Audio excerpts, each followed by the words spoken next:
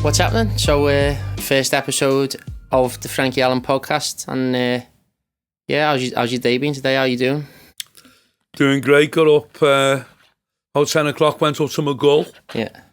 Always had my breakfast there at the Mockers Cafe, and normally I'll meet you there, I'll meet Dave Ford, a mate of mine, and he couldn't make it this morning. His daughter just started school at Broughton Hall, Isabel, so he was up the wall with her, so went on my own. But John's always there that runs Mockers. He's a good lad, there's always someone to talk to.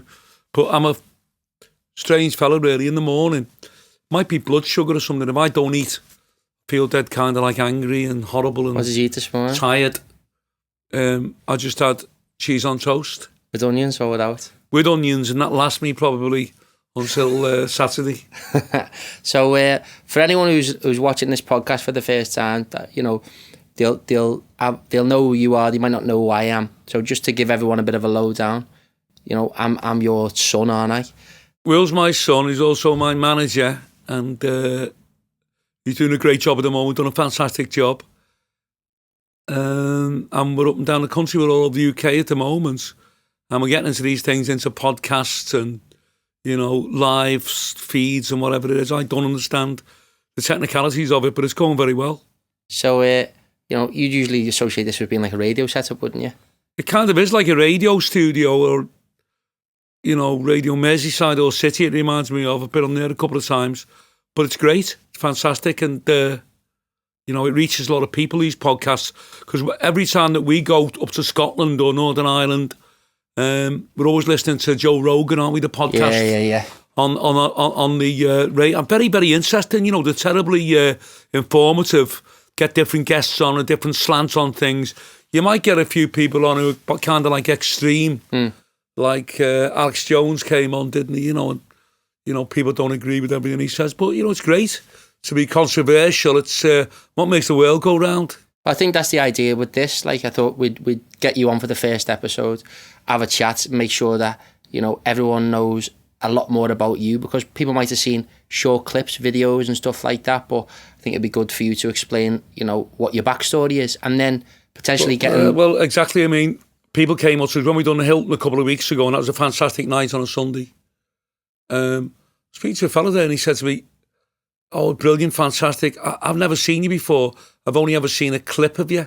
And it seems weird to me that people will come along and buy a ticket for a show just because they've seen like a 3-minute, 5-minute clip on YouTube, but and that's what they base a judgment on, but they've never really seen me doing an act. And I think a lot of people are very surprised when they see how strong the act is, and how long it is, you know, 2 40-minute spots. People don't really know what to expect, so they're pleasantly surprised. But no, I think the idea with this is we're going to get some weird and wonderful people on from your contact base and mine, and we'll have a good chat at it. But we've got a lot of mates who are completely insane, haven't we? Yeah. Nutters. So they the first on the list. Yeah. Sounds so. To anyone who doesn't know you, you billed as the UK's most feared comedian. Yeah. But what I want to know is more about yourself. So obviously I know you as my dad, as Frankie Allen, the comedian who went viral 18 months ago, but has been going for how long? 40 years? 40 years it is now, yeah, it's a long time. So tell us about, you know, where are you from? I hear people on YouTube and that commenting, he's from the Whittle, he's from Runcorn and all the rest of it. You're always going to get people saying that. I'm not from the Whittle or Runcorn. You know. I'm from Old Swan, place in Liverpool called Old Swan. Yeah. Moved to Kensington for tax reasons, and lived all over the city, Wavertree, down Smithdown Road. I've lived up in Highton for a little while, lived in Bootle, been everywhere kind of within a city boundary, so I'm a real Scouser, so I'm not from over the water, no. So, growing up, so you're originally from Kensington or Old Swan, would you call it? Well, Kensington and Old Swan is kind of like, you know, I don't know, just like the same place basically. Just I'm from Old Swan, from the top of Edge Lane, if anybody, Binns Road, anybody knows that area. Yeah. But then when I was a kid, we moved up to Norris Green. Yeah. Then I left home and I moved down to Wavertree, Green Lane, Tubebrook. I've lived everywhere really, you know. Let's go back to growing up in Old Swan. So you lived with your mum and dad, brothers and sisters. Yeah. What was it like growing up in Liverpool then? Well, it was great, but you know, you're growing up in the 60s in Liverpool. there was always an element of comedy. You know, the lads were always telling jokes. There was jokes flying around the schools, as there is probably in every school. But I can remember, you know, when the Beatles, I was only a kid, but the Beatles made it big. And Beatlemania, the Mersey sound, and Liverpool was kind of the centre of the universe for a long time. And it seemed to give everyone in the city a boost. You know, people felt more confident and they were proud that they were Scousers.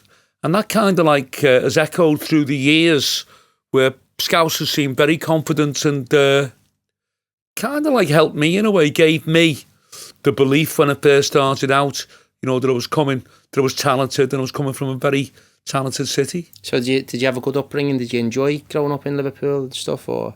Well, look, when I grew up, you know, Liverpool, like many cities, we were quite poor, really. You know, we didn't have a lot of money, although my mum and dad always made sure that we went on great holidays. We went to Germany in a van. My dad had this minibus, took us and 5 kids over to Germany and in a camping site. And, was that common then? Did people used to go? No, nobody would go abroad. He was just a kind of like nutty professor, my dad. And he was always doing crazy things. Yeah. He had like an organ in the front room he used to play, and he had a bit of a recording studio himself, and he had tape recorders, and he had like an 8mm film. He was always filming things.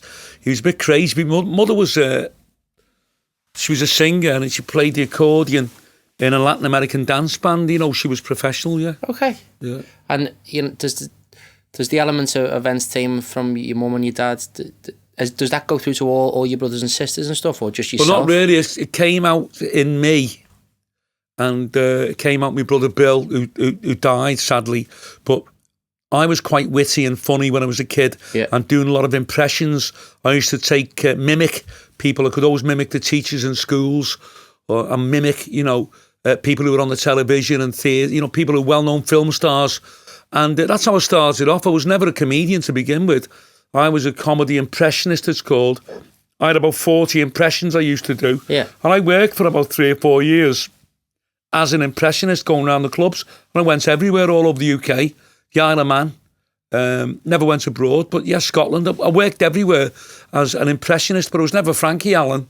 My name then was Marty Allen. Okay. Yeah. So you're talking about doing impressions and stuff like that. Were you like the class clown then in school? I was the class clown in school, and because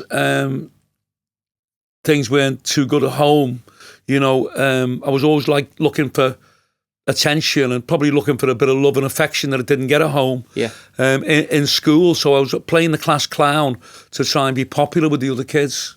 And that went down well? It went down great. You used to have everyone in the class, and kind of like, probably, what's the word? It's kind of like a sign or an omen that I was going to be on the stage. I used to get up in front of the whole class, and stand, when the teacher went out, stand on the stage where his desk was and do impressions and tell jokes. And have everyone laughing? Everyone laughing. Just working an audience. Okay. And from what age? Well, when I was 5, I can remember the first time that I entertained the crowd. Yeah. I was 5 in St. Oswald's Roman Catholic primary school. Yeah. Me and my cousin Billy Roscoe.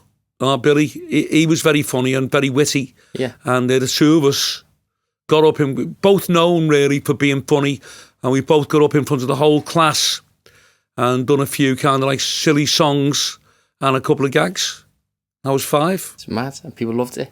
People loved it. So we sang a song, My Dad's a Fire Bobby. I still know it now. I'm not going to sing it now. Me and Billy Roscoe, yeah. Mad. So from then, was it kind of like you always wanted to? Did you always want to be a comedian or an impressionist from that point, or an entertainer, or what? Well, when I was about 17 and 18, I became fascinated with people who were on the stage. I was always watching comedians. Always watching people who were doing impressions. I thought it was fantastic how people could mimic other people's voices. And then when I was 19, 20, I think, I bumped into a guy. I was in a club in Liverpool, the Beachcomber Club, just a nightclub, just having a drink. And I used to get drunk and I'd start doing impressions. Yeah. Because I was pissed. And I was doing Cliff Richard. There was a guy at the other end of the bar he was doing Kirk Douglas, going off his head and screaming, doing impressions from Jason and the Argonauts, this movie. Just a random fella you'd Just never a random seen. fella, never seen him. And he was screaming, doing Kirk Douglas, going, Ragnar, Ragnar, doing this crazy voice. Yeah. And his name was Danny Downing, who became a very close friend of mine. And I was doing impressions, he was doing them. We both started doing them together at the bar, got talking, and we started knocking about with each other. And we found out that there was a club in Kensington, in Shield Road in Kensington, called the MA Club. That was the Merseyside Artists Club. Okay. So all the artists, that is all the acts that weren't working, if they had a night off, they had their own club and they used to go to this club. And on a Sunday, they used to get a stripper on from Blackpool or Manchester, wherever. She'd come on. It was all men, all male audience. And they'd have a resident comedian. They get a different comedian, professional paid comedians who come on every week. But it was that rough. Everybody booed him off and heckled him.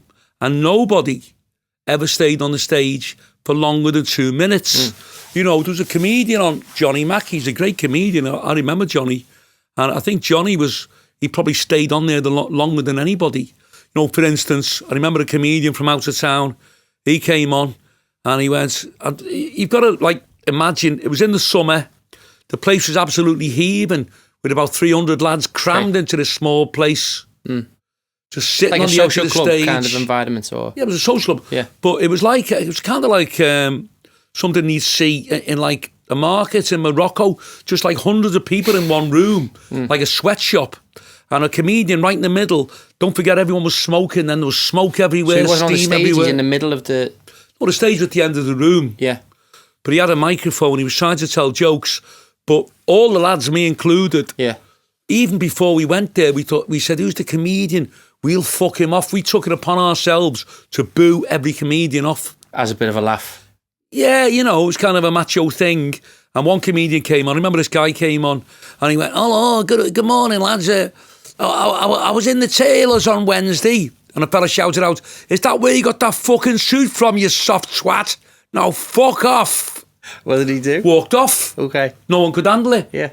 So, this was in like the summer of probably 75. Yeah. Joey Blakemore, who was the MC at the time, got on the mic. He said, listen, lads, I'm very disappointed with the way you're treating the comedians here. We're going to stop bringing the comedians. You know, if anybody can do any better, get up on stage. Yeah. So, How old are you at this point? 20. Yeah. So, the next week he came in and he said, I've got an idea, lads. Rather than have a comedian on, we've sacked the comedian for this week, it's not working. Yeah. We're going to have a joke of the week contest. And what that is, anybody can jump up from the crowd, grab the mic, tell a joke, Yeah. and whoever wins, who can stay on the longest. Yeah. This was like Blues Brothers, you know, when they were working in the southern states and they're behind a cage and people are throwing things at them. Yeah. It was kind of like that. Anybody who can stay up and finish a gag wins the £2. See? Okay. So, a couple of fellas got up, and I got up, and as soon as I grabbed the mic, it was like, I just took to it like as though it was the most natural thing in the world. I know you and Danny have built up a relationship during that period, so was it based on the fact that you could do impressions and you have a laugh? Were you like, we want to be comedians? Or We want to be comedians, and we used to go everywhere and anywhere where there was comedians on, we used to study them. Yeah. And like say, well, he's good, he's not good, and I like that gag, I didn't like that gag, but we'd never been on stage. So you go and basically thinking, oh, I would like to get on stage, but what, have you not got the bottle at that point? Or? No, not really. Never really thought I want to get on stage. We never had the opportunity. Yeah. Just loved watching comedians and going to places where comedians worked. Yeah. Anyway, this week, no comedian, no paid professional comedian. Yeah. So Joey Blakemore said, look, we've got the joke of the week contest going. Anybody can win £2. Anybody get up? So a fella got up, got booed off within minutes. What, like just a fella from the crowd? Fella from the crowd? Well, I was just in the crowd. Yeah. So all my mates were going, Marty, I'm not Frankie, that's my name, Marty. Marty, get up. So I jumped up, grabbed the mic. As soon as I grabbed the mic, just took to it like a duck to water. Fella shouted, you fuck off. So straight away I shouted, you fuck off, you cross-eyed twat. The next thing is you just couldn't hear a pin drop. Everyone went dead quiet. Yeah. And I just started doing impressions and telling gags and brought the house down. Did you have an act at that point, or No. was it just riffing? No. Just riffing off the top of your head? Used to walk up to people. Huey Green used to do a thing called Opportunity Knocks on the television. Yeah. And everybody knew him. So I used to do his voice. And I remember walking up to a fella in the crowd and going, "Hello, my friend." That's how he spoke. And I said, "What's your name?" And he went, "My name's Tommy." "What do you do, Tommy?" And he said, "I'm a taxi driver." "Well, fuck off, Tommy." I'm feeling That was it. So Everyone started screaming, laughing. all the lads that are in the crowd, your mates, Yeah. did you not feel nervous or anything like that? No. You just thought, right, I'm going Not to go at for all. this? Just a natural thing. And I've spoken to a lot of people, particularly kind of like boxers and things, who are nervous off out of the ring, but when they get in the boxing ring, they become someone else. It's like an alter ego, innit? Okay. So I went back for like 5 or 6 weeks, building up a kind of a reputation where you couldn't get in the place. They were queuing down the street to see me at the MA club. You're joking. No. The word had circulated in those days in the 70s. Everyone was pissed permanently. Everybody was out every night. There were fights everywhere. It was like New York. It was great. Not like now, where you only go out at the weekend, maybe on a Friday and a Saturday night. Every night of the week, people were out. Okay. Liverpool was buzzing. And after about the 3rd or 4th week, you could not get in the club. People were queuing down the street to get in. And I won it for 6 weeks. So I said to the guy who was running it, Joey Blakemore, "I don't really want to do it anymore. I think I've proved myself here." So he said, "Well, look, Don Navarro," who's some of the guys out there may remember him. He was an actor. He was in The Boys from the Black Stuff as Shake Hands. And he's passed away now. He's a good lad, Don. He owned the club, and he had an entertainment agency called CCN, where he put artists, comedians and singers and bands and groups and things, magicians, into clubs all over Liverpool. Yeah. So he came in to see me the final day that I'd done it, and he said, "Look, I think you're great, and will you come back on a Sunday night, and if you do a show for me on a Sunday, when it's a mixed audience, not just men, just women and things, I'll give you 15 quid. And I was on the dole then, so that was like someone giving me like $1,000. So I went back on the Sunday night after a Sunday afternoon. I think I stayed out. Me and Danny just stayed out somewhere and, went into town, came back, and I'd done the Sunday night for him. Then he started getting me work. And because I could only do 10 minutes or 15 minutes, in those days, there was 3 or 4 or 5 acts on social clubs in one night. So when a band had been on at 8 o'clock, it took a long time for them to strip down and get the stage ready for the second act. Yeah. So as they were stripping down, they'd put me on doing 10 minutes. Okay. Because I could do 10 minutes. Yeah. So I was getting loads of work all over Liverpool, all over the Northwest, all over Manchester, North Wales, going up as far as Newcastle. I was getting loads of work, just filling in like 10 minutes or 5 minutes here. Or right at the end, they come on the mic and they go, "I've got a surprise for you. It's the end of the night. We've got a young lad here. He's only a kid. He can do a few impressions." And they bring me on. And it used to go well? Used to go great. Brilliant. Great. So for anyone listening who might be thinking, or anyone watching, is that all you've done being a comedian? Did you have any other jobs from school to doing to that moment? Well, I worked, I was at school and then I left and I worked. I was just doing a bit of clerical work, in a bank. And it just wasn't for me. I felt kind of claustrophobic and hemmed in. And you were clever at school, though, weren't you? I was quite clever, but especially with languages. I've always been good at languages. Yeah. But really, the stage really has been very kind to me, and I feel very comfortable on stage. I feel more comfortable on stage than off stage. Yeah. I'm in me. I don't really care about anything. I'm not scared of anyone in the crowd kicking off. I feel very confident. So as soon as I set foot on the stage, from when I was 20, I've never been out of work on the stage. Got you. I've always worked. Do you think from when you were 5 and you've jumped up in the stage in the classroom to that moment when you're 20, is it kind of like been a situation where everything seems to have fallen into place and it was kind of meant to be, or is it? Well, I always knew I had a kind of a gift, because when I was 9 in St Oswald School in Old Swan, we had this school play, and we were learning French in school, and the school play was in French, so I had to speak in French. But I do remember even then, I was very good in the school play. And then when I went to the Liverpool Institute, which is the school I went to, we had a play when I was 15 called Luther. And I was in that play.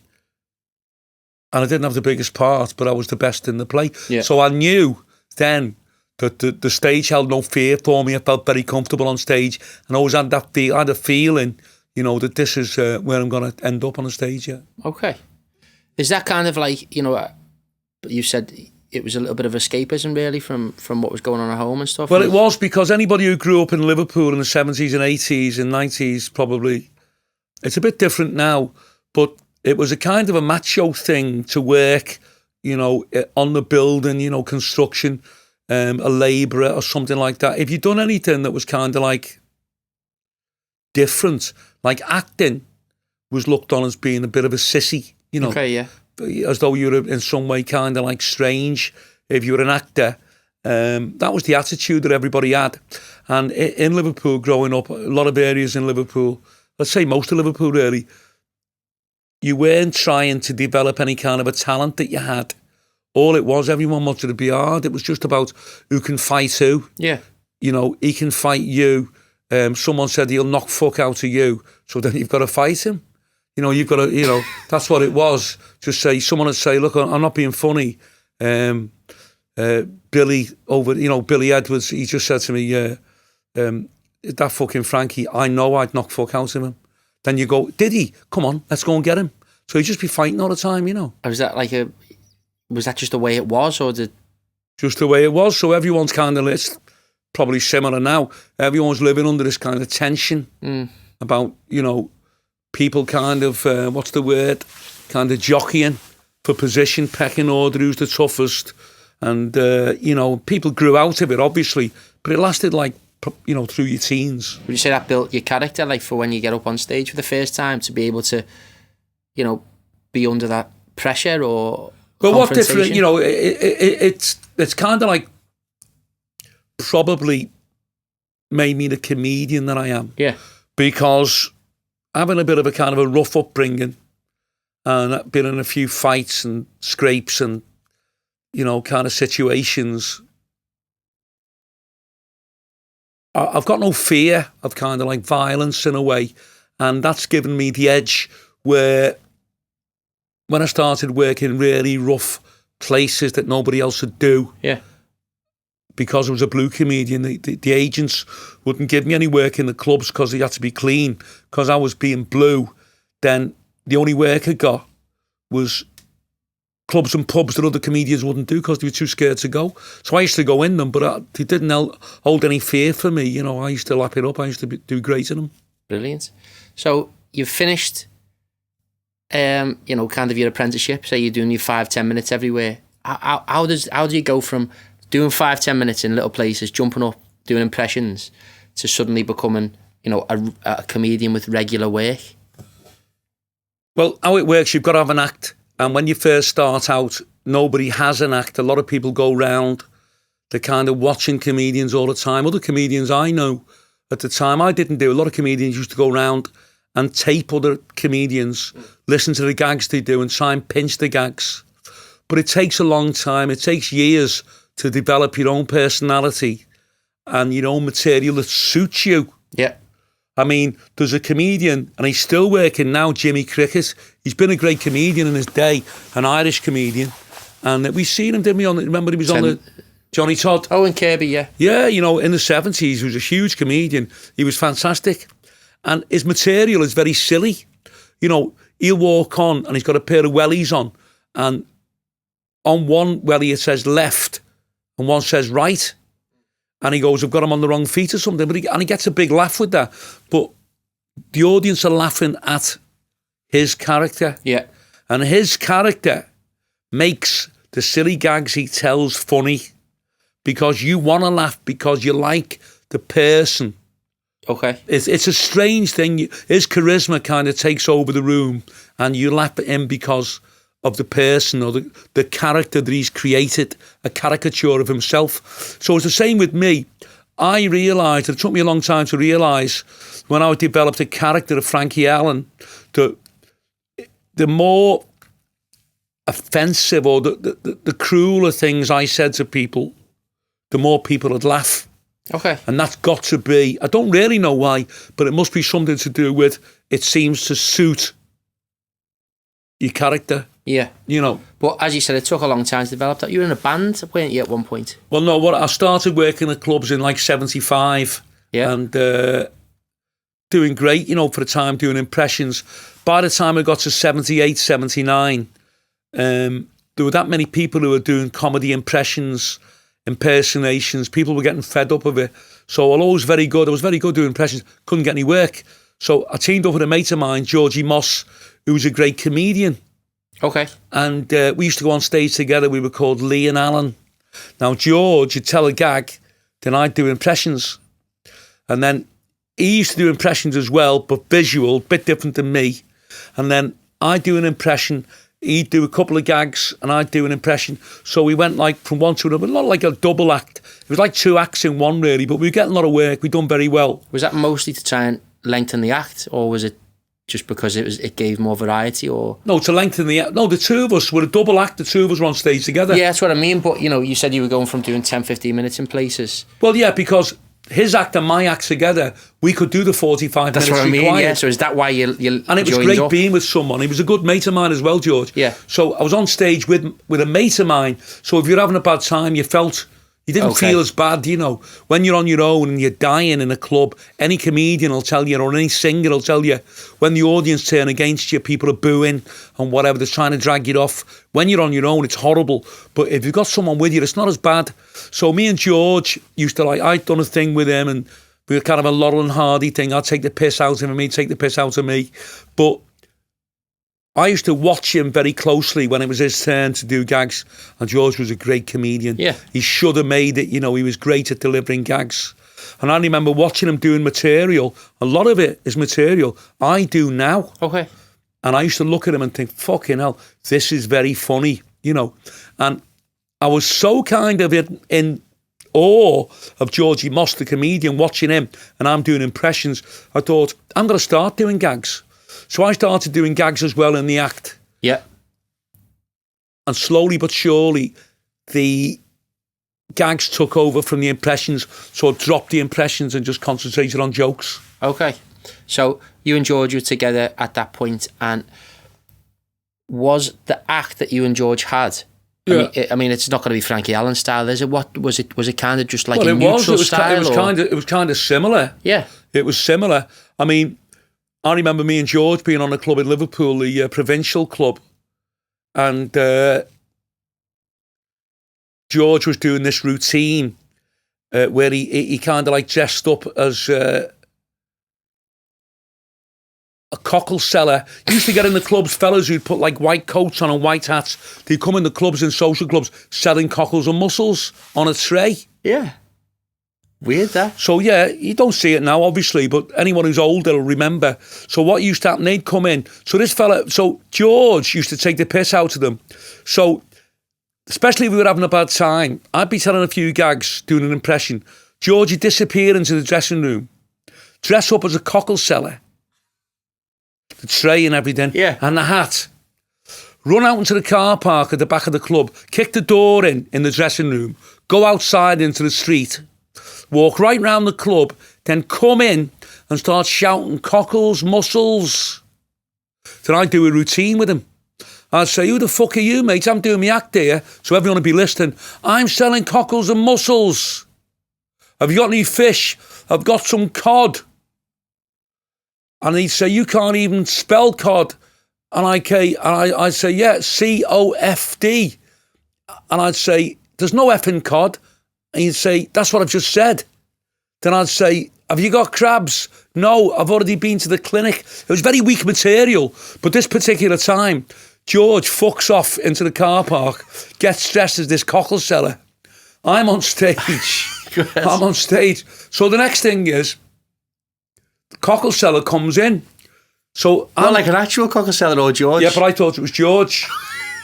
So I start slagging this cockle seller, thinking it's George. Where's the fucking fish, you dickhead, and all that? So the fella kicks off on me, starts shouting. Yeah. Shouting at me, who you talking to, mate, and all that. I'm talking to you. I couldn't see right in the back of the club. It was a big club. So the next thing, George comes in, sees that the fella is kicking off on me. So George and the cockle seller start fighting, the two of them. You're joking? No, start fighting. Dressed as cockle sellers? Dressed as cockle sellers. And the whole place, I've never had it, even now, like 40 years later, I've never had a bigger laugh. It was as though the roof had come off the place. It was all set up? People thought it was part of the act, yeah. It's a funny story, that. It's a funny story, it was true. So what I'm saying is then, with me and George doing like the routines, cockle sellers and things and whatever, that night I had a go at someone in the crowd for real.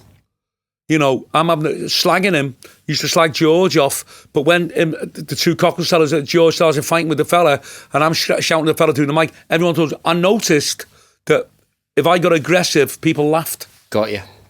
And so you and George are finished. You and George are together, sorry, as a double act, should I say. Yeah. And how do you end up becoming your own comic, going out as your own comic? How does that transition?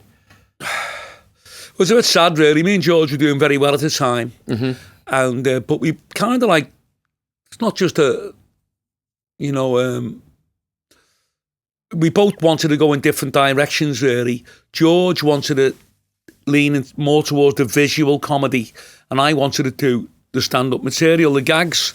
So he started getting a little bit of work on his own, and we got a bit jealous of each other. I was getting a bit of work, and then we just kind of like split up and became solo performers. Okay. As Frankie Allen or as Marty Allen, or what was your name then? I was Marty Allen then. That was your stage name? Up until 1980. Okay. And then I couldn't get any work as Marty Allen, and I found that a fella was looking for a comedy frontman in a group. Why couldn't you get any work as Marty Allen at that point? I couldn't get any work because I was too blue. The agents had a stranglehold on the clubs then, and they only put clean comedians into the clubs. Now, I could work clean if I wanted to, but I didn't want to. I thought it was far funnier to swear on stage and do a crazy act and pick on people. But at the time, I was probably ahead of my time. They didn't like it. You know, they thought I was off the wall, bit too crazy, bit too insulting. They didn't like the blue language and whatever. So couldn't get any work. But I was like kind of like looking for work. And Danny Downing, who I spoke to earlier on, said that there's a band who were looking for a front man, which is someone that, when they're not singing, stands on stage doing a few gags, a few impressions, and doing a few routines in the band. And did someone approach you? Did you approach them? How did they come about? A fella called Tommy, who's still a mate of mine now. Tommy's a good lad. Tommy Atkinson. It was his band, and they were called a D-set because the last person that was in the band was Robbie D. Now, Robbie is a comedian in his own right now called Jack Daniels. Robbie was in the band with Tommy? Robbie was before me. He was in the band with Tommy Atkinson. I didn't know that, Gun. Yeah. Robbie D. Yeah. And he was doing very well, called a D-set. So Robbie wanted to go on his own, so there's obviously a vacancy for a comedian to join the band. So I joined the band in 1980. And you joined the band purely because you had no work and they had work? Well, it wasn't just that I had no work. I was kind of like in a bad place at the time, where I was living in a flat on my own in Tuebrook, and no work. You know, I was just kind of like on the dole, and then I got this job in a place kind of loading wagons, like for like £40 a week. It was fucking awful, and I was literally working for £3 what I could have got on the dole. So as soon as I joined the band, things started picking up for me because I was getting like 15 quid a night. So did you move from your family home to Tuebrook? Yeah. Okay. And it was just you on your own there? On my own, yeah. So you joined the band, and were the band flying? Was it great to be in the band at that point? What was the band like? The good thing about the band, I had no transport. I couldn't drive. And all the years before, when I'd been working, you know, in North Wales and Manchester and everywhere, I always used to get like the bus. Used to get like the Ribble bus or the Crosville or the train to these places. And I know it's hard to believe, but I used to get to these places, Birmingham or whatever, a lot of the times I had no idea how I was going to get home. How does it come about a booking? You're talking about in those times the agents had a stranglehold on everything, right? Yeah. So you had no mobile phones, did you? Look, there's no mobile phones. There was no internet. So there's no websites. So nobody could kind of like, oh yeah, I want to book a comedian. On Fast Track. Who do you fancy? Oh yeah, is Frankie Allen's good? And have a look at my website and send me a message. It all came through entertainment agencies. Yeah. Now, entertainment agencies, they showcased acts. You could go and audition for them. And there were hundreds of acts looking for work. They'd audition in social clubs. They'd turn up. There was 4 or 5 on Merseyside. They were the prominent big-time agents. If they liked you, they'd give you work in their social clubs. They used to have... certain clubs were very loyal to the agents and vice versa. So you get a kind of an agency like Anfield Agency, which were very big at the time in the 80s. They'd book you into a club in St Helens. Most of the clubs in St Helens were Anfield Agency's clubs. Yeah. So they'd book you in on a Saturday night or a Friday night, and you'd be on normally with a group or with a singer. So what I'm curious about is to get a booking. Yeah. So does somebody approach the agent and then they approach you? you? Well, what I had to do to get the first work I got in like the late 70s, to get a bit of work, I auditioned for Anfield Agency in a New Montrose club, which it's in Anfield. Yeah. And the guy said to me, George, he said, look, you know, obviously you're only starting off and whatever, but I'll start getting you any charity work that comes in. If people need an act on a charity show, which is not really a paid booking, but you get expenses off them, you know, you get 10 quid, 20 quid. So I did a lot of that, you know, and until I found my feet and got confident with the material. I mean, I was never scared of being on stage, but the material I had at the time, wasn't really suitable for the clubs at the time, you know. I see. So you go into places like Birmingham through agents, they're phoning. Yeah. So a lot of these clubs, they didn't know what to expect, did they, when you were turning up? Do they know to expect a blue comedian? No, they book blindly, you know, they'd ring up an agent and say, look, we need a comic and we need a singer for Saturday, the 14th of October. So they go, okay, fine, great. We're sending you this band called Silver Streak, and we're sending you a comic called Frankie Allen or Marty Allen. So you'd get into the club and they wouldn't have a clue who you were, you know. Okay. And was that hard? Very difficult, because you'd be going to places, and when I look back, you know, I was just a kid. I was 20. Yeah. So if I see a 20-year-old kid on stage, he looks like a baby. Yeah. And most of the crowd that I was entertaining were people in the 50s and 60s. So, you know, the minimum age really in a social club used to be people in the 40s. They were a young club. So you'd kind of be on stage, and it's very difficult for them to give you any respect and to listen to you, because they were just looking at you like a kid, you know. So I know it was hard to gain respect from the audience members. Did you have respect from your peers and your family and stuff like that in terms of pushing you into this industry? Or? Well, no, it didn't, sadly, because they never encouraged me. No. And they were always kind of like, what's the word?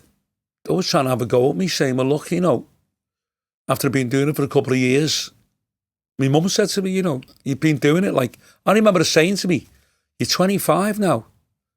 You've just got nowhere. Why don't you do something else? You know, I never really got encouraged at all. But all I had was my own belief, you know, my own self-belief. I knew that it was good, you know. I knew I was very good. And was it a case of you just being so passionate about comedy or being a comedian or wanting that lifestyle? What's the main thing that kind of appealed to you about it? I love being on stage, and I used to love watching people laughing, and I was thinking, fucking hell, they were laughing like fucking hell tonight, and I made them laugh. That's how I got my buzz. That was like being on, you know, being on drugs or on heroin for me, yeah. Okay. And when you say, I get a buzz out of making people laugh, is that just a case of, I achieved that laughter and I achieved, you know, something, or is it a case of, nah, they're happy and I'm pleased that I made that person happy? Well, everything really. If I go into a club, I used to go in a club when I was unknown, when they didn't know me. Very different now. And I'd go in now. If it was a big club and they were very, very noisy, if I went out, if I got them quiet, then I started making them laugh. And I stayed on, like for 45, 50 minutes. Some places you had to go on twice. Or if I'd done an hour, if it came off and I'd done a bomb, they used to say a bomb. Now they say a bomb if you've had a bad time, but they used to say you did a bomb, which meant you went great. If it went down great, I used to go home thinking I've achieved, so I've done very well there. And that was my high, I thought, great. I've really made them laugh, and I'm pleased with myself. Got you. Do you get a buzz out of making people go home thinking, flipping heck, I've had a good night there? I've kind of like, you talk about the stage maybe was a bit of escapism for you. Yeah. Do you think going out and watching a comedian is a bit of escapism for people for their everyday lives? Well, I think it is, and it's a thing that has kind of like been forgotten. Mainstream comedy where people are coming on telling actual gags, which I do, and a few other comics still do it. I've kind of revived it in a way. And I mean, as you know, we're selling out everywhere. People are crying out for what some people would view as kind of old-style comedians, because the way that it's gone in this country with the PC and the snowflakes and you can't say this and you can't say that, comedy has become very political, where these kind of middle-class comedians are coming out talking about politicians. That's not real comedy. So if you're going into clubs and you're doing shows and you're taking the piss out of people and you're telling blue material and you're making them laugh, it's fantastic. And it's a thing that people have kind of like missed. It's missed a generation, really, I think. I suppose it comes down to, from my opinion, you're talking about people resonating with someone like Jimmy Cricket. They like his character. You come on stage, they resonate with you. He's just one of the lads. He's like me. But if people are watching people on TV, maybe they might be, a million miles away from where they're at in their life. You might have someone who you said before, might be a labourer living in a one-bedroom house in a small kind of, or a flat in a small working-class place, that they're so far removed from these people. Well, what I've noticed, kind of like in the 90s, when, they really started kind of hammering whatever it is, I don't know that was behind it, maybe the snowflakes and people kind of like criticising comedians. You can't say this, you can't say that. I think that scared a lot of people out of the business. If the truth's known, people thought, fuck this, I'm not doing this, I can do a gag and get into trouble for saying it. So the freedom of speech, the list of things that you can say now is a lot smaller than the things you can't say. There's a huge list of things. Don't say this, don't say that. Or you may be interpreted, you'll be viewed as being racist, sexist, misogynist, homophobic, all this fucking big list of things. Yeah. So there's very few things that you can actually say. So it's much more difficult for a comedian to go on and have a kind of a free range of what he can talk about, what gags he can do, and how he can pick on people. So I think it was actually worse. It's got a bit better. But during the 90s, it was terrible. You couldn't say anything at all. A lot of comedians kind of retired because of that, because they couldn't say. And so it missed a generation.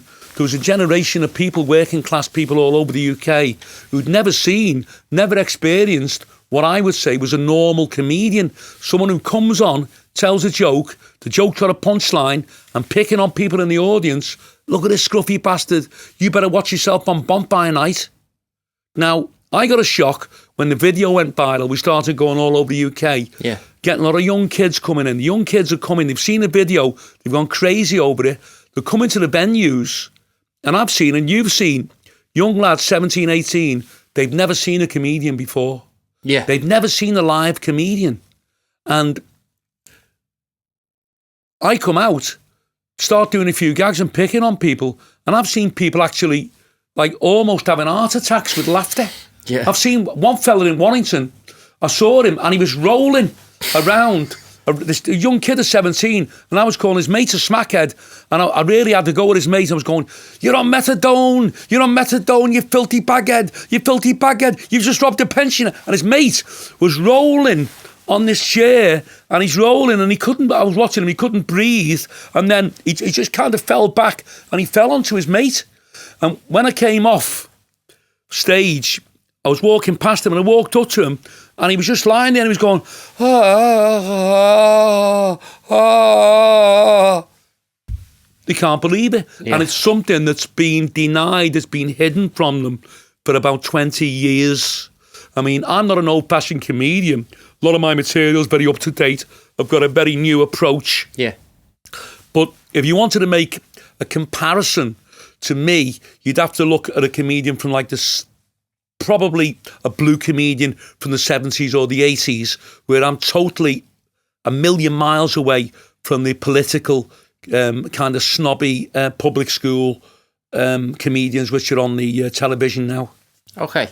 So we talk about people wanting that style of humour, people, you know, kind of like not being aware or not being in the mainstream, this style of humour before. When you were going out on your own as a comic, yeah, way back when we were talking about when you were in a band with George and then you go out on your own. The duo with George, Lee and Alan we were called. Sorry, and then you're in the band with Tommy and the Black Candleweeds they were called. So how long were you in that band for? Well, the funny thing about the Black Candleweeds, I was in the band for 2 years. So they changed the name from D-Set to Candleweeds? Yeah, let me tell you why. Go on. The biggest band at the time were the Grumbleweeds. Yeah. They were a big comedy band and they were huge all over the northwest of England. Yeah. They got loads of work. Yeah. There was another band called Black Onyx, which were huge as well. Yeah. Black Onyx, the Grumbleweeds, and there was another band, Candlewick Green. Yeah. They were huge. Work all over the country. They even had a record out, singing, got to like #1 and stuff like that. So we were sitting down once and thinking, fucking hell, you know, we were struggling for work as the band. Mm. So Mark, who was the drummer, Mark Pike, lad from Bootle, and he's dead now, Mark. He was a good lad, fucking good lad. And he said, look, there's 3 bands who are getting all the work now. Mm. The Black the Black Onyx, the Grumbleweeds, and Candlewick Green. Let's pinch their names and call ourselves the Black Candleweeds. We just pinched little bits of their name. Yeah. So we started using their name and we were working all the time. Just flying out? Yeah, because people said, oh, it's the Black Candleweeds. They got mixed up with the top bands. I see. So does your act develop even further in that group? Oh, yeah. It gave me, you know, a lot of latitude, really. When I was in the band, I was singing. Okay. Yeah. What happened was we had a guy in the band, Bernie Hatch. He does a bit of acting on the TV now. Bernie's a good lad from Kirby. And he was the lead guitar and he used to sing as well. We used to open up with a number. It Never Rains in Southern California. So Bernie wanted to leave. So he left the band and we got another guy in from Skelmersdale. And this guy played the keyboards and sang. I think his name was Alan. But he was kind of like, I don't know, his voice didn't seem to suit the opening number. Yeah. So Tommy said to me, Frankie, can you sing It Never Rains in Southern California? You know, so I'd never really sung before. So I practiced and I did the number, you know. So we used to open up with It Never Rains in Southern California and I'd sing that. And then I'd grab the mic and go, ladies and gentlemen, we're the Black Candleweeds. Do a bit of a comedy routine. As I'm doing the comedy routine, Tommy, I'll be getting dressed up as a character, you know, like a cowboy. And we had some great routines. And then Alex was the drummer after Mark Pike died, actually. He came in and he dressed up as Quasimodo. And he had this false arse and a fucking big hump on his back and these funny teeth. And he'd run out into the car park. He'd run back into the club with a big school bell, ringing the bell like fuck, screaming, the bells. We were very visual. It was a dead funny act. Did it take ages to practice? Like, you have to meet up and practice loads? We used to practice all the time. But we got to the stage where some of the clubs around the circuit had names for being very, very hard audiences where they wouldn't laugh at anyone. One of the clubs was like St. Michael's in Tuebrook, the Fair and Feather Club in Huyton. And we used to do them when we bring the house down.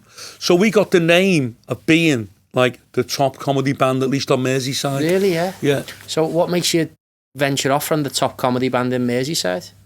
Because again, a change of direction. Tommy, and he's a good lad, Tommy Echo, he wanted to go more and more into visual comedy. Yeah.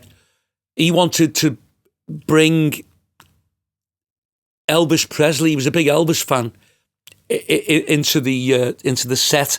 He wanted me to dress as Elvis and come out as Elvis Presley, then do this other visual gag, this grasshopper thing, dressed as this Chinese fella from Kung Fu, the TV program, and I just wasn't into it, you know. Yeah. And I was the gags that I used to do, and the routine that I got on stage over the 2 or 3 years. That 20 minutes I'd extended to about 30 minutes. Okay. And I just said to myself, I've got an act here. I could go around the clubs with this act. So what do? You approach some agents and say, let's get me out? We split up. They got another comedy guy in to do the part of the band I used to do. And I approached a few agents. I started working as Frankie Allen. Was it a bad split, or did you just go, right, I'm sorry, guys? No, it wasn't. It was a kind of bad breakup, really. You know, they didn't really want me to go. Tommy was a bit kind of it was all a bit sad, really. It was so sad. But I knew I'd come to the stage where I was strong enough. I'd seen other comics to work on my own, you know. Yeah. Where are you at this point in your life? You still in Tubruk, or have you? 82. I was living with a bird at the time, and we moved into a place in Wavertree. Okay. Yeah. And what was every day looking like at that point? Was it were you having a good time in life, or? Well, it was dead weird because I can talk about it now, because it's so long ago, nothing's gonna happen. But I was on the dole for years, but I was still working. And 1982, it's very funny. This funny story. I started working the clubs on my own. I was getting 2 jobs a week, so I was getting £80 a show. We used to get as a comic then, between £80 and £100. So I was getting £160 a week. I was like a fucking millionaire. Good money, yeah. Yeah, but I was on the dole. I was on the dole because, you know, Scousers, we've got to be on the dole just in case your work doesn't come in. So I just stayed on the dole. And then I went in once and they started sniffing, you know, started asking me questions. Have you had any work? And I said, no. Sign this declaration, you haven't had any work. So I thought, fucking hell. They're watching me, you know, they must be onto me. Yeah. So the funny thing was, at the time I had this car, a Hillman Imp. It was only a very small car. And it was my first car I'd ever bought in 82. And I used to go everywhere in it. You know, I used to take work down in South Wales, Cardigan, down in Birmingham, as far as Leicester, you know. And I'd drive anywhere and everywhere in this car. Yeah. Anyway, the social wear onto me. And one night, the bird I was living with, Lucia, she said to me, come here a minute. And I said, what? She said, there's a fella sitting outside in a white van. He's been there all day. And all he's doing is looking over at this door, you know, our address. And I looked over. It was definitely a fella from the social, reading the newspaper. And he'd been there in the afternoon and seen him in the afternoon. I was getting watched. So anyway, I thought, fucking hell, what am I going to do? This bastard might see me getting in my car, follow me, and then I'm done then. Yeah. So the Hillman Imp was such a small car, I parked it in the alleyway behind the house, the fucking entry. So what I used to do, about 4 o'clock in the afternoon if I was working, I'd come in from Picton Road in Wavertree, down a street called Goswell Street, go through the entry that way and park it outside my back door. So the car was in the entry, but even so, having a car in an alleyway, there was only I had to be very careful. There was only 2 inches to spare. It's like that, yeah. Either side, but I'd done it. So the fella was still outside watching me. How often was he watching you? Just that one day, you mean? No, he was there for a few weeks. Yeah. So I used to keep the car in the back alley for a few weeks. So anyway, so he never caught me. I used to sneak out at night, get in the car, drive down the alleyway with all the lights off. Yeah. Don't know how the fucking I'd done it. Turn it round this bend. It was a terrible bend. Get round the bend, then onto the main road and just fuck off to the show. And nothing ever happened? Because I never came out my front door. So sorry, you're going out the back door all the time. Out the back door into Yeah. You don't know, you've never lived in a house with an alleyway, have you? The back entry, they call it, the back alleyway. I parked my car in the entry. So the fella that was watching me, he didn't from get on the it. street, Yeah. thought he must have sold his car. There's no car And there. he's not coming out of the house. And he's not coming out the house. Got you. So in the end, the prick must have thought there's nothing going on here. So he fucked off and it never got done. Got you. Fair enough. So as you said, you were smashing it at that point. Doing great. And on the clubs, thriving as well. Doing fantastic. The clubs were booming, the social clubs. Yeah. And what the agents didn't realise, that I realised at an early stage, a lot of places that I went to in the 80s, they wanted you to be blue. They wanted blue language. They wanted you to swear. Yeah. For anyone who doesn't know what blue is, it's just somebody swearing, and telling that's a all gag it is, isn't it? with a swear word. And there's always been a thing about, a lot of rivalry between Liverpool and Manchester. A lot of the Liverpool comics, in fact all of them really, wouldn't work in Manchester because they always had a bad time. But for some reason, when I first went to Manchester, I was a sensation. Everywhere I went was bringing a house down.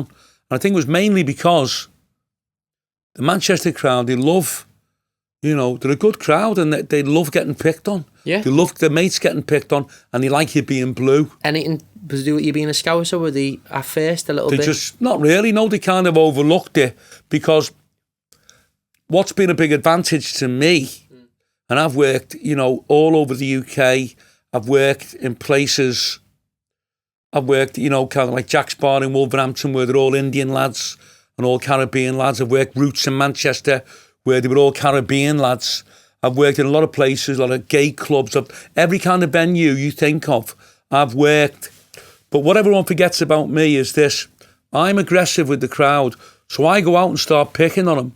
So I never give them a chance to think this fella could be perceived as the enemy. Right, okay. I'm like John Wayne riding into the Indian camp and they go, well, fucking hell, give him his due, he's coming here and he doesn't give a fuck. So I used to go into places, start picking on him straight away. Yeah. I go to Manchester and go, look at the fucking head on him, you fucking dickhead. And they're shocked. But do you think they respect that as well? They respect it. They're shocked, but it takes them to another level where they soon forget. If you're a weak comic and you go out there and you go, oh yeah, I support Everton, they'd be booing you. Yeah, straight But away. I used to go out and start bring it to them. Like a boxer, you make an analogy with a boxer all the time with comedy. Yeah.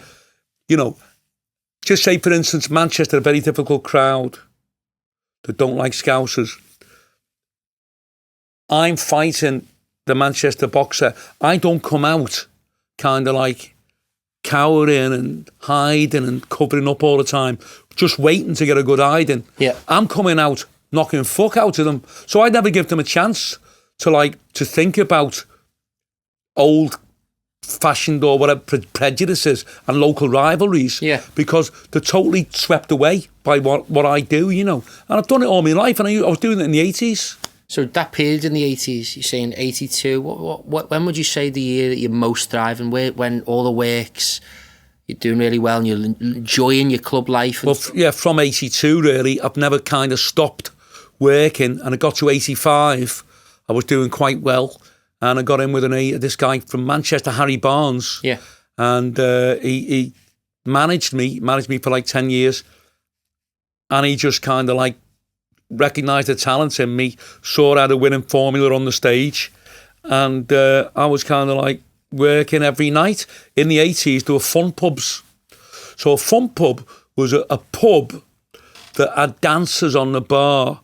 And they always had a gay DJ who was dressed up in drag, a drag act, and at the time people were fascinated with it. They'd flock in to see the DJ, they'd flock in to see the dancers on the bar. Is it a bit like Coyote Ugly or something like that, the way they have them in like America? That. Yeah, just very similar to Coyote Ugly, something like that at Fun Pub. And they always had a comic on, they always had a blue comic standing on the bar. So it's just a bit of a crazy environment. But it was great. You're laughing there. Why you got some because stories they only or want you to do 20 minutes. Yeah. it wasn't like a big deal where they wanted you on for an hour because they'd have 3 or 4 acts on in one night. So you were working. The fun pubs were all over the northwest. There was not far from where we are now, or just round the corner. There was one in Liverpool called Bonkers. There was Henry Africa's, a huge fun pub that had 4 or 5 acts on every night of the week. And people would be out. People were out. It was like New Year's Eve. The 70s and 80s, everyone was out every night. Mad. Yeah. Do you think that's because the economy was better then? The economy was better. Everybody was working. Yeah. But people had a different approach to life. No one was asked about whether or not they had a new kitchen or a new bathroom or a new 3-piece suite or whether they had BT Sport. Nobody gave a fuck. People were just out getting pissed. Yeah. And fellas were all out looking for birds. It was a good laugh. It was great. There were like fights everywhere in them, like on a Wednesday night. So people not even bothered about like clothes and fashion and stuff then? Nobody gave a flying fuck. Just wanted to be out? They just wanted to be out, and people would be going out. There used to be like Memories in Chester on a Tuesday night I used to work, Bonkers in Liverpool on a Monday, Henry Africa's on a Wednesday night, Thursday night, Players in Witness, Friday night I'd be doing a stag show with a couple of strippers, but for 3 years I worked every Friday afternoon, 87 to 90, when you were born.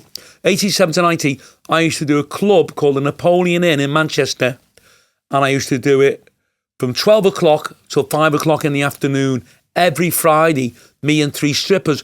And every week, it was heaving like the end of the world. Well, that's something you always... This was a daytime show, and there were daytime shows on a Saturday afternoon.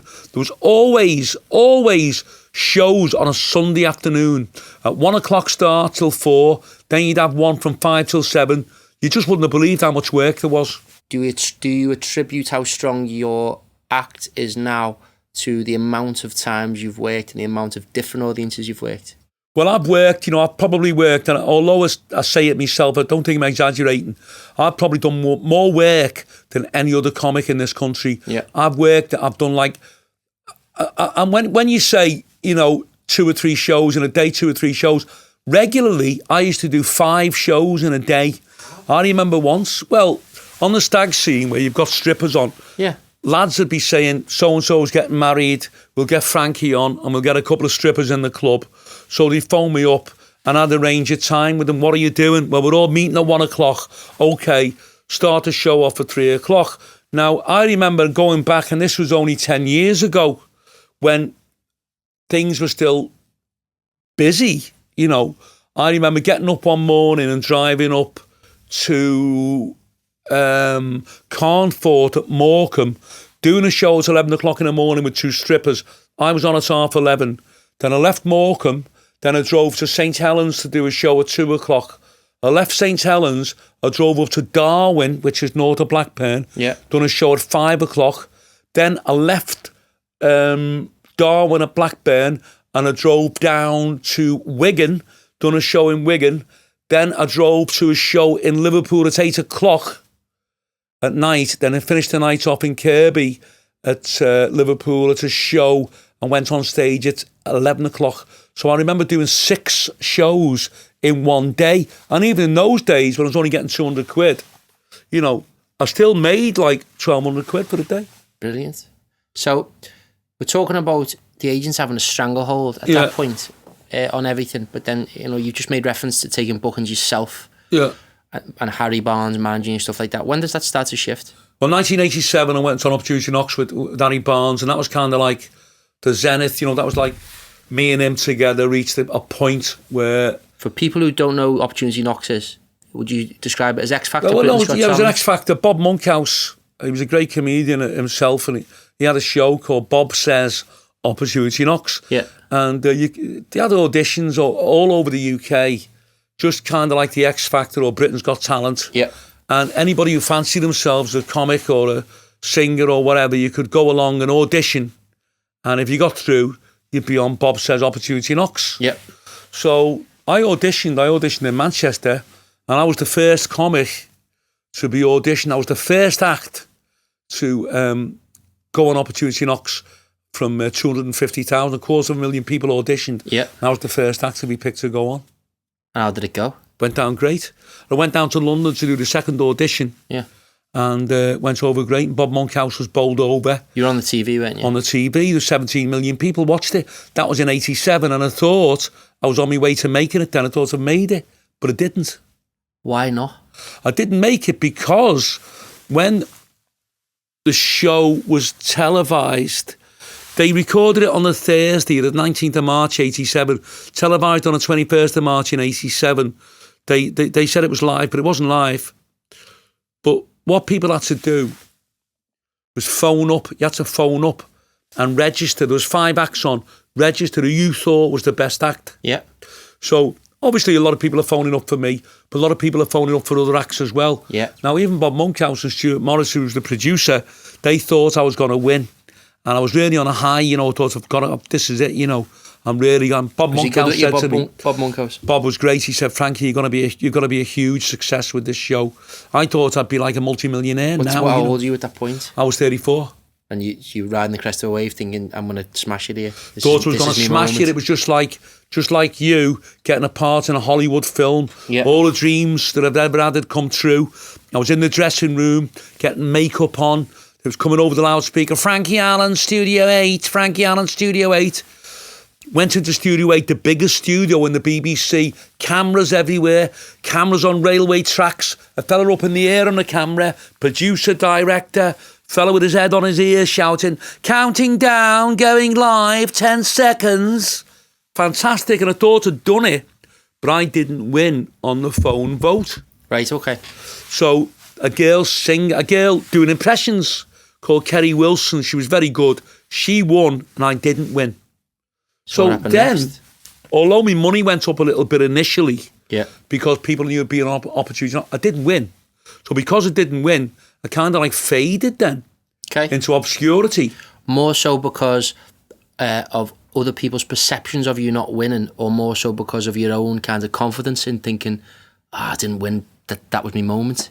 Well, both really. It took me a bit of a time to get over it. Yeah. I don't want to go into detail, but just showing people or telling people as a story, if you can make an analogy with your own life, how it could be so high up and so low down. Yeah. I was in all the papers in 87, tipped to be a star, on Opportunity Knocks, 16 million people, everyone telling me I'm fantastic. 4 months later, I'm getting filled in, beaten up in a club, in a rough club for 60 quid. Flipping heck. Yeah. And were you depressed at that point? Were you thinking, what the hell's going on here? Well, no, not really, because I'm so resilient. Yeah. It didn't stop me working. But what I'm saying is, just trying to illustrate how you can be up there and you can come crashing down. But you got to keep going. Got to keep going. Never give up. So 2 years later or 3 years later, I'm born, aren't I? You're born in 89. Okay. And that changed your life in a big way? Well, yeah, it changed my life in a fantastic way, really, because although I could still work, the clubs, I had something else to occupy myself, being with you a lot of the time. Yeah. And, the rest is history, really. You were the first one to recognise, because you're in entertainment, that you went to the School for Performing Art, and you were in there and you got a degree thesis in entertainment and managing bands and groups, and you were kind of bringing fellas over from America, pop bands, and you worked at Tranmere and, putting groups and singers into places on a massive scale. As soon as I got my little break, or big break, or whatever you want to call it, when my video went viral, I didn't even realise what had happened. And you got on it and you started managing me, and now we're doing fantastic. Yeah, well, a lot of people are only aware of you in that environment of Frankie Allen, the UK's most feared comedian, sells out shows all over the UK, smashes it, goes into that. And obviously you said you're riding the crest of a wave, 1987, you think this is the pinnacle, this is it.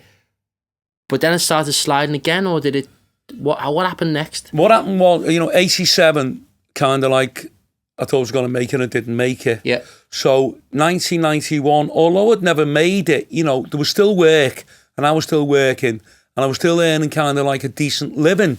But then what happened was, when you got to the 2000s, 2005, 2010, a lot of the clubs that I'd been working on, a lot of the social clubs, started closing down. Yeah. So when they closed down, obviously, they've got no venue, there's no vehicle for a singer or a magician or a group or a comedian to appear on.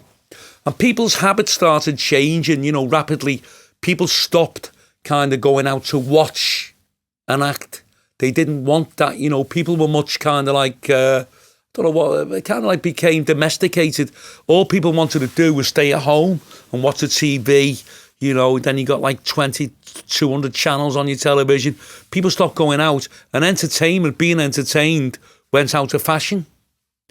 So going back, 2 years, 12 months ago, I was really struggling.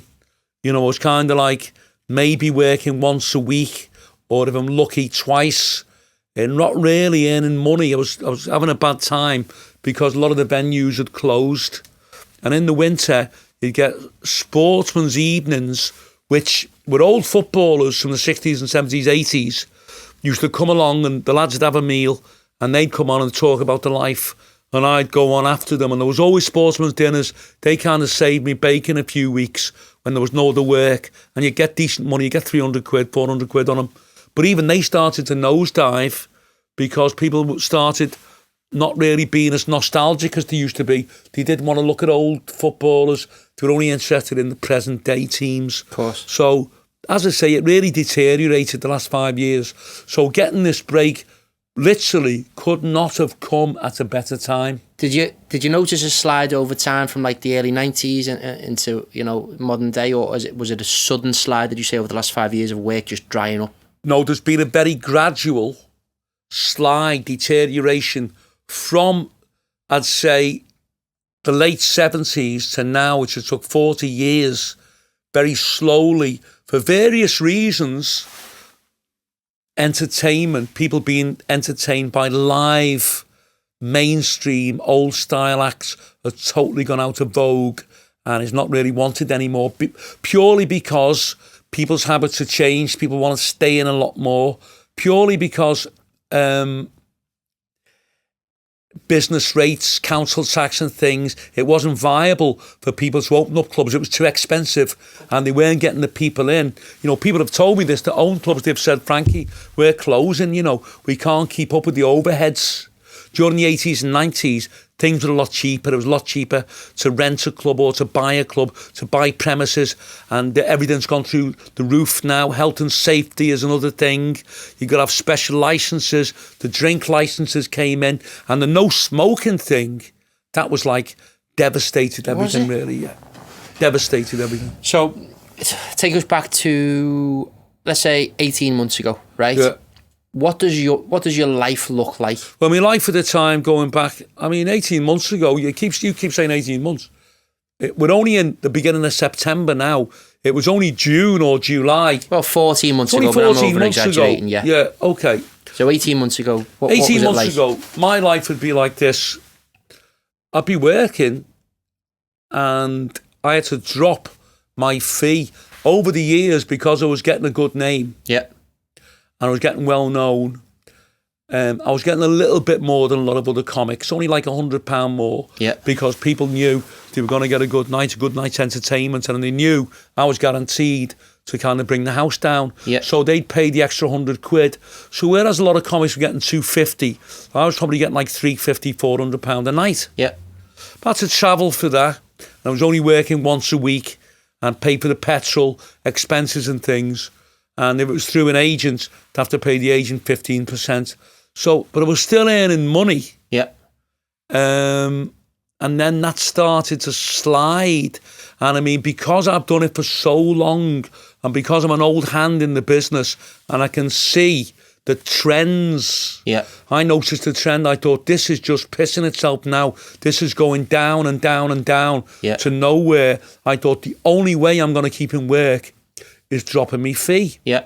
So I had to drop me fee to 200 quid. I'd come down for like £350, £400. Anyone that rang up, I'd say £200. And they go, okay. I used to get a lot of people ringing up when I said £350, £400. They said, well, we'll ring you back. And they never come back to you, so you've lost it. Okay. Because it was too expensive. Because during the late 90s, the late 2010, 11, the recession nearly hit. So you knew that 200 quid they could make a snap decision on? And they could decide there and then. They'd say, okay, they knew they'd get 200 quid together. Yeah. So I get 200 quid. But even so, I wasn't working 2 or 3 nights. Yeah. So last year, I was only getting like £200 a week. That's all I was living on. Yeah. And that's to pay for my mortgage, for petrol, for the car, for food, and for everything. So, but even so, when I kind of went into survival mode, they dropped my fee down to 200 quid.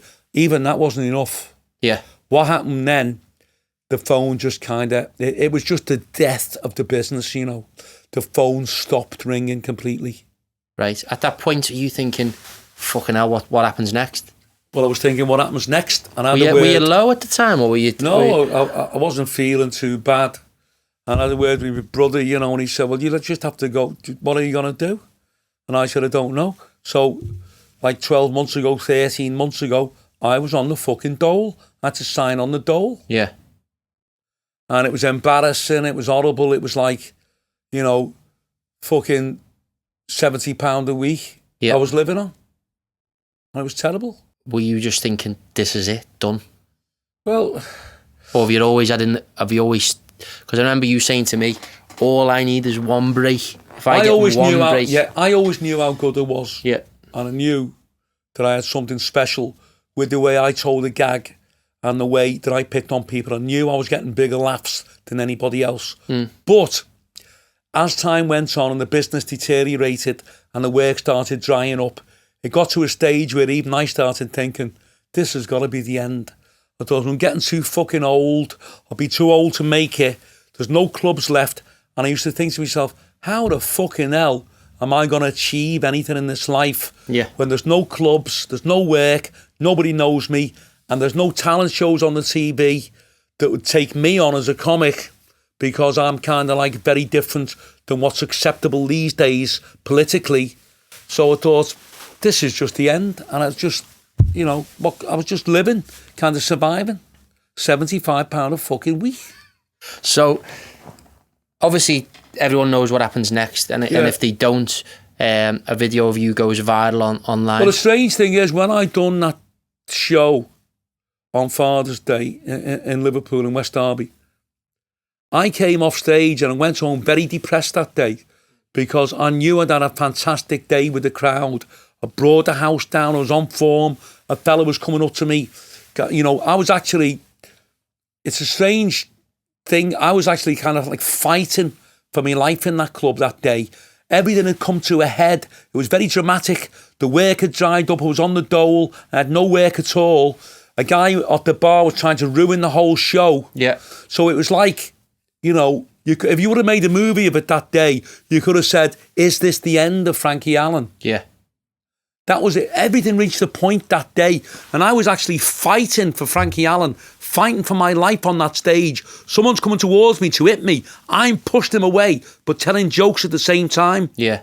And I thought to myself, no, I won't fucking die. I won't give up. I'm Frankie Allen. I'll survive. Yeah. I'll get through this and I'll win. No one will stop me working. And that's how intensely I felt that day. So when you go home that night... I went home that day, I knew that I'd been on form. I knew I'd worked very, very hard. I knew 3 or 4 people were heckling me at the bar. A fellow was threatening me, but I fucked him off and pushed him away. I was ready for someone to come up to me. His mate was going to come and throw a dig at me, but I was ready for everything. Yeah. I'd got over that and still brought the house down, and it still wasn't good enough. And I drove home that day very depressed, thinking how good I was today and nobody's seen it. Yeah. But I was wrong. And then next minute, I was wrong, because goes all over the internet. 20 million people seen it. Yeah. And little did I know that I would been filmed that day. Do you think there's a bit of synchronicity in that? Do you think there's kind of like... Got to be, I mean, I'm not being weird or anything like that, you know. There's got to be a bit of kind of like a divine intervention in there. Whereas I'd been brought to a place where, you know, kind of like circumstances dictated, you know, that day became like a fulcrum point in my life where I was literally fighting for my existence. Everything seemed to, you know, if I would have died that day, if I would have walked off because the fella was kicking off, I wouldn't have got the £250 I was getting that day. Yeah. You know, and I needed that money. My whole existence, you know, my well-being, Frankie Allen, the comedian, me as a person, everything came to a head that day. It was do or die. And you think it was kind of a divine intervention? Well, it must have been, because on the way home... I know you're a spiritual person like yeah, that. on the way home, I remember thinking, fuck, you know, this has got to be... I'd seen some of the TV comedians the night before on the television who were multi-millionaires, and I knew they were fucking rubbish. You know, just like a painter walks into a house and somebody's painted a door, and if you're a good painter, or if there's any kind of carpenters out there, joiners, you see someone that's put a hinge on a door and you go, you know straight away, you've done it all your life. You go, what the fuck's that? How can anyone, what a fucking twat of a job. Yeah. But I knew how good it was, and I knew how good. I'd done thousands of shows. I knew how good I was that day, and I drove home thinking, I fought for my life there today, still brought the house down, under duress, getting threatened, fella threatening to punch me, fella coming at me, had to push him away, still managed to go down great, still brought the house down, no recognition. So it made me depressed. Suddenly that video's, you know, on everyone's phones all over the world, all over the UK, probably the biggest viral video in the UK of last year. Obviously, you kind of didn't understand the magnitude of it at first. Well, I didn't understand. Obviously, I'm still kind of an 80s man. I don't even understand, like, mobile phones, really. But, you know, I remember you ringing me and saying, look, somebody's posted you on Barry's Bar in West Derby. And I went, oh, no, tell them to take it down. And then you said, well, I can't take it down because a couple of million people have watched it. But I still didn't realise the significance or the impact that it had. And the first time I kind of like felt a bit weird and started feeling strange about it was I went down to Portsmouth and all the way down Plymouth, Plymouth, got off the train and walking through the train station and up the hill, there's like these 4 young lads coming up, they were about 17 or 18. And as I'm walking down the hill, this kid said to me, hello, Frankie. How you doing? Can we have a picture with you? I went, fuck off. What the fuck's this? And then when I got to the club, the bar, the Boomerang bar, it was like, I couldn't get in. It was like too many people in there, people in the street. Got into the place and I thought, even with me, with all my years of experience, I thought there's no way you can get on here. It's like someone getting a comedian, put him in the middle of the Kop at Liverpool, or the Stretford End or Everton or wherever it is, into a football game, put you right in the middle and say, look, get everyone quiet and get them laughing. And everyone was there because they'd come to see you? Because they'd seen the video. So I started thinking, fucking hell, is this video like a poison chalice?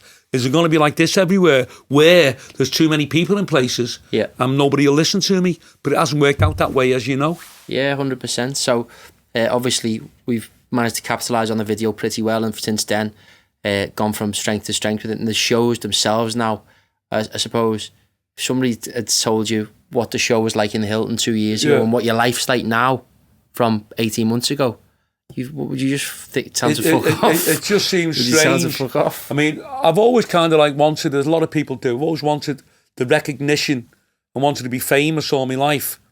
But when it kind of comes along, it's strange, you know. I went into the Hilton and we're walking upstairs and I had like 2 security guards either side of me. Yeah. And I'm going through the club and these lads run out, Frankie, can you have a picture? And I just felt like saying to him, well, I'm not fucking Cliff Richard. Yeah. I'm just an ordinary fella.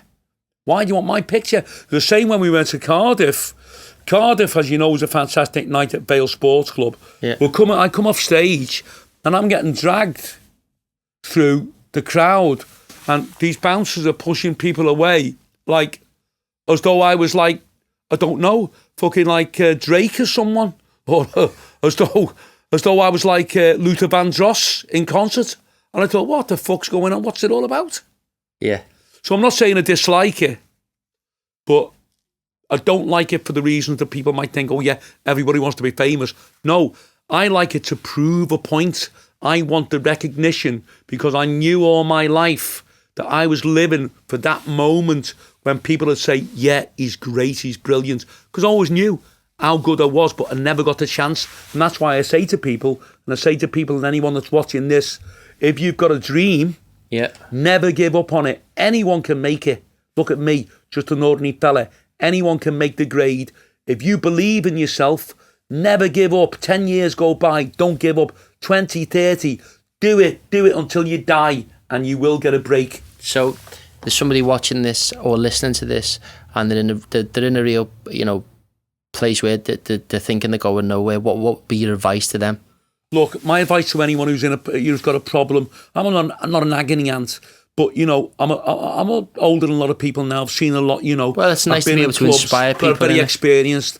I've been in situations, life-threatening situations. Been filled in. I've been stabbed in rough clubs. I've been shot at. I've been to these places where a lot of normal people wouldn't dream of going. I've had to kind of talk my way out of situations. I've fought myself in clubs trying to get the money off people that didn't want to pay me. So I've really had a bad time. And all I'll say to people is I never, ever gave up. And anyone who's out there who's got a dream, you want to be a footballer, you want to be a singer, you can't get a break, you can't get any work, or it might be an emotional thing. You might be a fella who's kind of who hasn't got a bird, but you think, I've never had a bird, I can't get a bird, I'm too plain looking, I can't do this. Never give up. And if you don't realise your dreams, at least you've tried, and you kind of died trying, if you know what I mean. You're not living with regrets at that point. You're not living with the regrets, and you hold your head up and you can go, yeah, okay. If I would have kind of in 10 years' time, if I would have never made it, 10 years' time, I'm fucking dead. On my deathbed, I would still have said, yeah, but I was funnier than those pricks on the television. I knew that they were fucking rubbish. Yeah. And I'll take that to my grave. Yeah. But now I've been given an opportunity to be able to say to people, look at me, look at Frankie Allen. I was a fella with a Hillman imp and a fucking back entry trying to escape from the social. I was on the dole last year. Yeah. You can make it. Don't give up. Carry on. Persevere. Brilliant. So on that note, I think we'll wrap things up. And I've enjoyed this today. It's been great. So I hope people have took note of what I've said. And I thought my lad here, Will, who's the MC on all the shows, I think he was brilliant as an interviewer. And he's better than people on the fucking radio. Well, thanks very much for that. And I thought, that was very, very insightful people to listen to inspire people and to show people what you've been through. It's not just a case of somebody goes viral on a video and all of a sudden they're a celebrity or they're famous or they might have money or adulation. It's all about that struggle and as you said on that day, getting yourself to that point where it's do or die. And I suppose, as you've said a lot of times, there might be people who might have been had the potential to be footballers, might have had the potential to be the next great actor, but just unfortunately haven't had the break. So that's the parting shot from me, is this: never give up, carry on, like Liverpool did against Barcelona, came back and beat them like they did in 2005 against Milan. Never ever say never. Brilliant. And I think that's a testament of growing up in Liverpool as a city that doesn't give up on things, as to what the person that you've become in terms of you haven't give up and look what's happened to you. So anyone who's been watching this or has been listening to this, I want to say thank you very much from Frankie and myself. We're going to be bringing you a lot more podcasts coming soon with some very, very special guests. We've got some ideas, haven't we, for who we're going to bring on coming up. And big thanks if you're watching this on YouTube. Make sure you subscribe. Make sure you like and comment. If you're on iTunes, Spotify, whatever you're listening to, make sure you subscribe to all of our stuff.